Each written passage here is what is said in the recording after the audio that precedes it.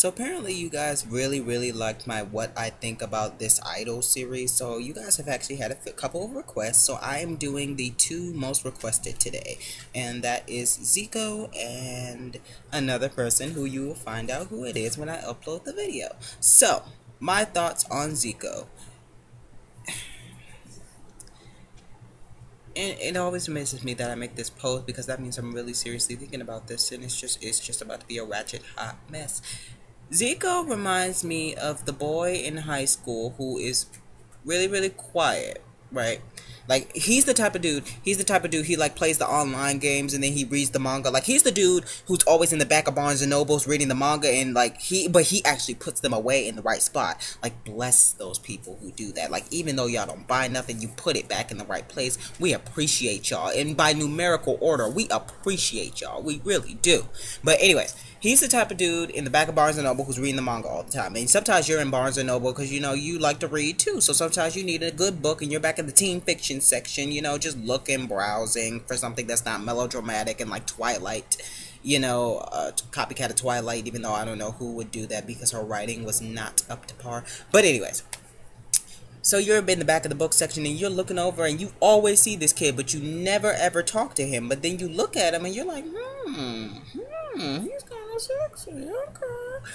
So you go up to him and you're like, hi, how are you? And then, you know, he kind of looks up from his book, but, you know, he's kind of startled that somebody's talking to him, but he's approachable. And he's like, you know, my name is Zico, how you doing?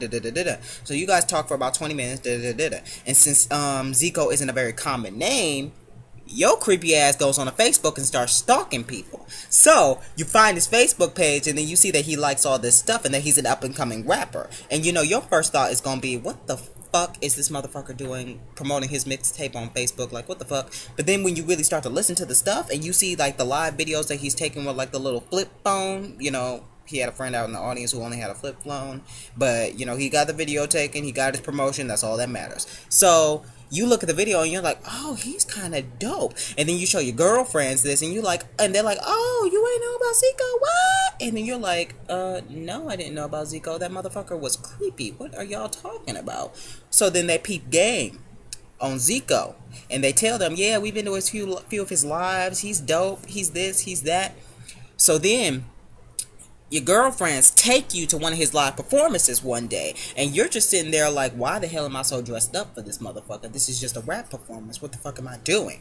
But once he gets on stage, and you know, he starts spitting, he sees you, and then, you know, he's kind of on that Drake type of rapping shit, you know, where Drake starts rapping about random girls, and he doesn't really rap about pussy. He raps about love, like warmth. That's the best way I can describe Drake's music. It's just warmth. But anyways, Zico starts doing like one of them songs, but you see he keeps looking at you every now and then, and you're like, hey, you know, how you doing? And then, you know, you sitting down with your girlfriends at the bar, and then the bartender comes over, and he's like, this is compliments of the dude over there. And then you look over, and it's Zico, and you're like, hey, how you doing, Barnes and Noble kid, hey? But then, security guard comes over, and he's like, my boy wants to talk to you. And then you're just in here like, why the fuck does this motherfucker have a security guard? So, but then you go over there and you start talking to Zico again. All in all, y'all end up having sex.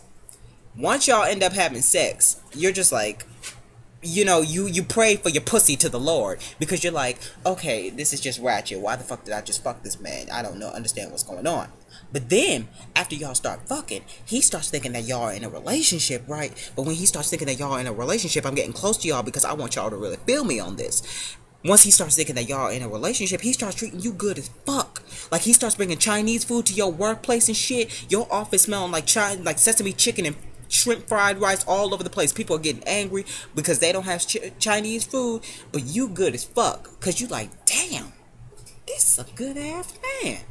And then after that, I'll get married, have a couple kids, and then Zico turns into the type of man who looks so damn good in a suit that you always just want to rip it off of him. And then he's the type of man, when y'all get married, you always want to reenact the Anaconda video for him. And add your girlfriend into the mix. Like that one girlfriend from high school who was really feeling Zico, you add her to the mix, you know, she's eating your pussy out while he's banging you out. You know, it's a good time. But then you gotta let that bitch know about three months down the line, you fuck my man when I'm not around, I'm fuck you up. And those are my thoughts on Zico.